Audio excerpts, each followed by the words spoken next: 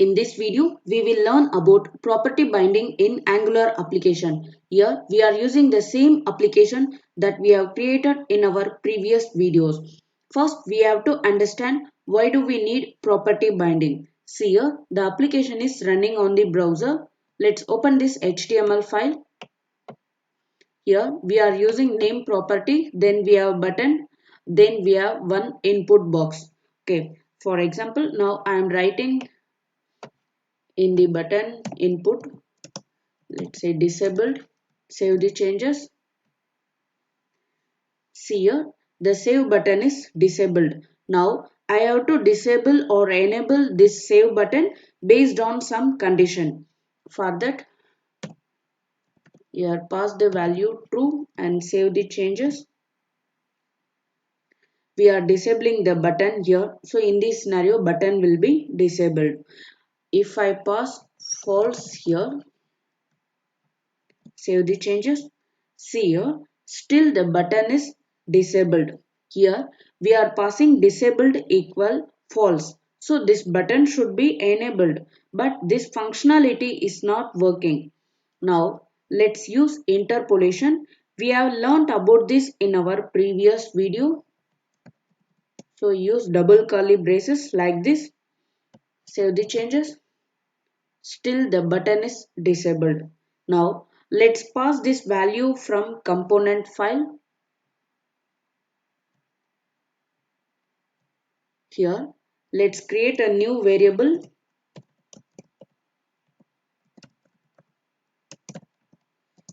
Assign it value as false. Save the changes and copy this variable name and go back to HTML file. Here paste it and save the changes. See here, still the button is disabled. Why it is not working? Interpolation always return string value. We have defined this is disabled variable as boolean type. In the HTML, the output is string type. That is why this button is still disabled. We can handle this situation by using property binding. In property binding, we have to use square bracket on the name of the particular property. Now let's remove this interpolation.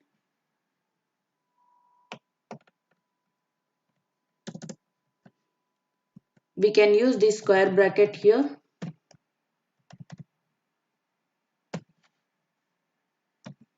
Like this. Save the changes.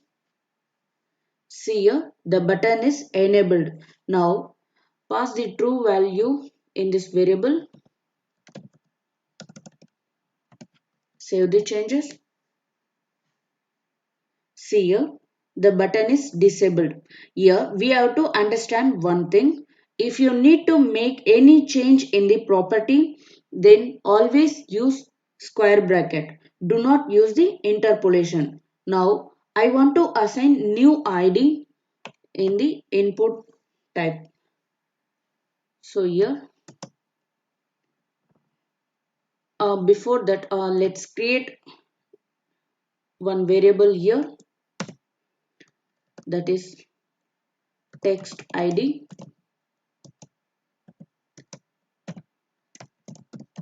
Let's say sample ID. Save the changes and copy this ID. Here I will use property binding. So ID equal, paste it here and save the changes. In the browser, right click and choose inspect.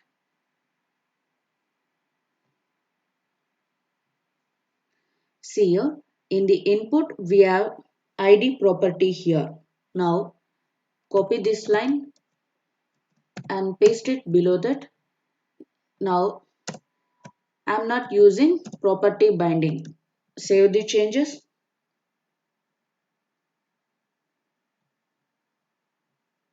See here, this time the text that we have written here, that will be used as ID here. Now use the interpolation. Save the changes. expand this body approved.